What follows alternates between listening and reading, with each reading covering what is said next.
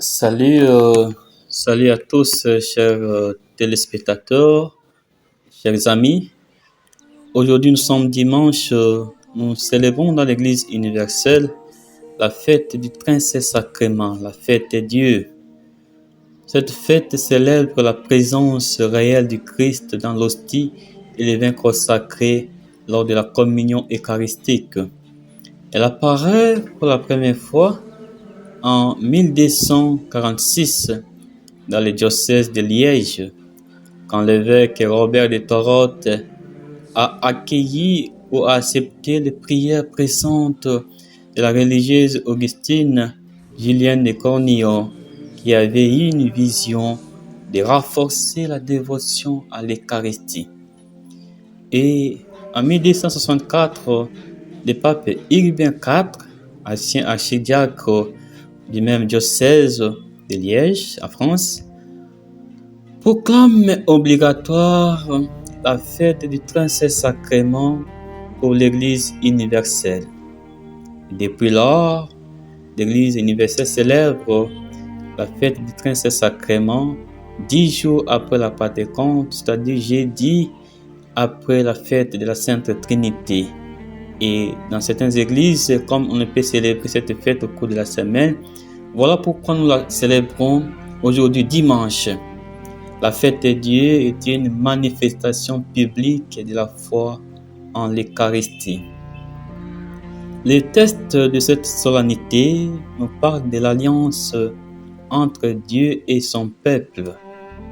Dans la première lecture, Dieu conclut une alliance avec son peuple, choisi par le sang du taureau. Et le peuple donne son accord par une acclamation. Tout ce que le Seigneur a dit, nous le mettons à pratique. Nous y obéirons. Et le peuple s'engage alors à obéir au Seigneur, à lui rester fidèle.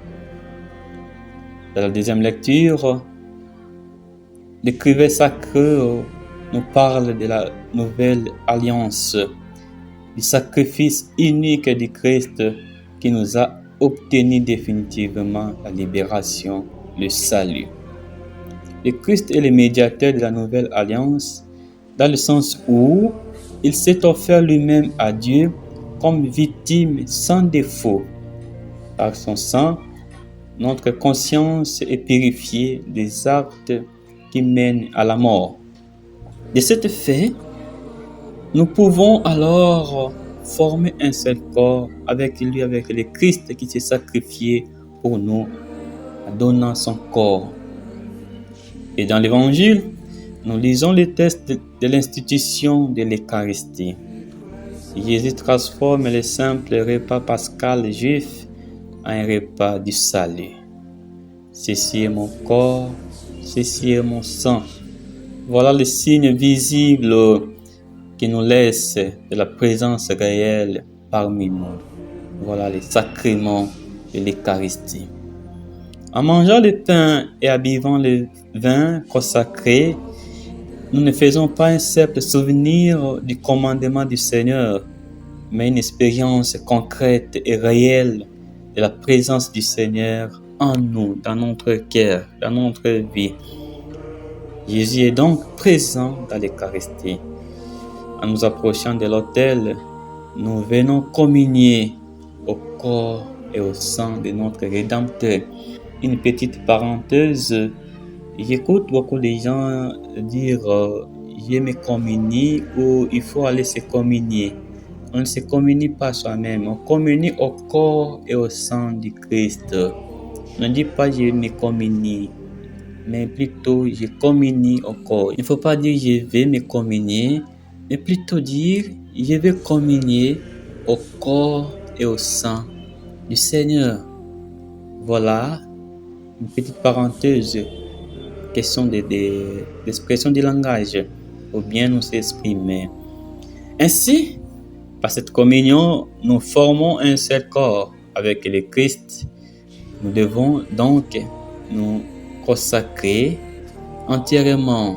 Nous devons vivre vraiment cette communion en nous, parce que le Christ est en nous. Car, nous dit Saint Paul, celui qui mange le corps du Christ et boit son sang en état de péché, mange sa propre condamnation.